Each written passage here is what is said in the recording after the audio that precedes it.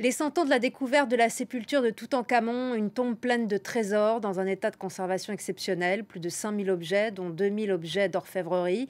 Le masque de Toutankhamon fait 10 kilos d'or, son cercueil fait 110 kilos à lui tout seul. On retrouve Florence Quentin, égyptologue, spécialiste de Toutankhamon, autrice de l'ouvrage L'Égypte ancienne, vérités et légendes aux éditions Perrin. Bonjour.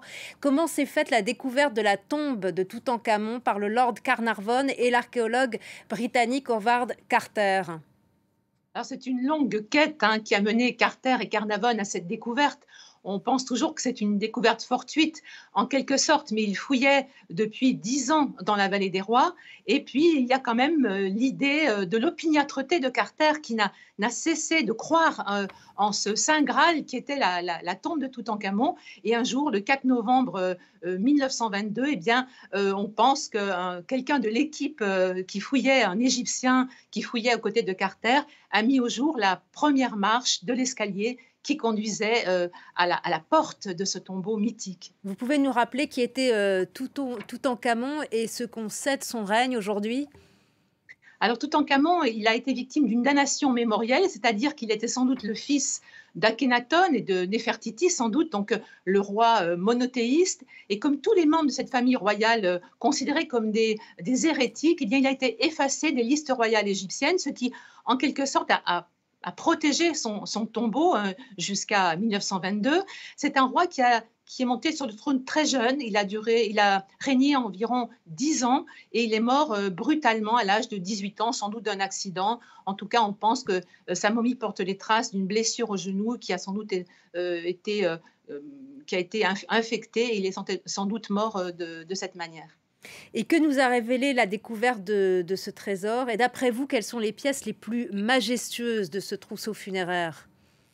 Alors, il y a à la fois des pièces somptueuses, comme vous le disiez, ce masque en or de 12 kilos d'or, un sarcophage en or massif, et puis ces chapelles dorées avec des déesses qui sont drapées dans des robes translucides. Enfin, c'est extrêmement beau et raffiné, mais il y a aussi tous ces objets du quotidien qu'il a emmenés avec lui pour l'éternité et qui sont extrêmement touchants, notamment les jeux sur lesquels il avait joué. On a des traces d'usure. Il y a aussi ses sandales, il y a aussi ses vêtements, ses sous-vêtements, tout ce qui rend ce pharaon plus intime et plus proche de nous.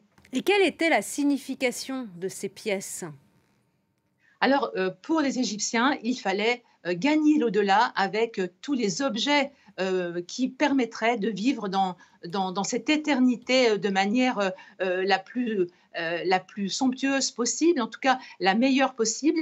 Et il fallait être accompagné à la fois des objets du quotidien qui avaient servi, et à la fois, quand on était un dieu vivant comme Pharaon, il fallait être accompagné d'objets rituels, d'objets, notamment les vases canopes, où il y avait des viscères du roi, des chapelles, des statues de divinités, autant de choses qui protégeaient le défunt dans son voyage parfois difficile, parfois dangereux dans l'inframonde.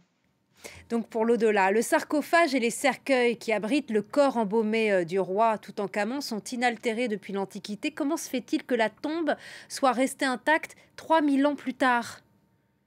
Alors, elle a été visitée dans l'Antiquité par 2 fois, il faut le dire. Elle est intacte, mais elle a été visitée par des pilleurs. C'était le cas dans l'Antiquité. Toutes les grandes tombes royales ont été pillées. Voilà pourquoi cette tombe est si exceptionnelle. Mais les voleurs ont été surpris. Ils ont volé pas mal de bijoux. Et ensuite, on a refermé cette tombe.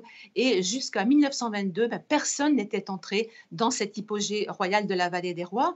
Et effectivement, les objets ont un peu souffert. Voilà pourquoi ils vont être exposés dans leur intégralité au futur grand musée égyptien, Grand Egyptian Museum, au pied des pyramides. Et là, on verra l'intégralité de cette collection qui est en train d'être restaurée dans ces laboratoires high-tech du grand musée égyptien. Merci beaucoup Florence Quentin d'avoir été avec nous et pour votre explication et votre éclairage. Merci à vous.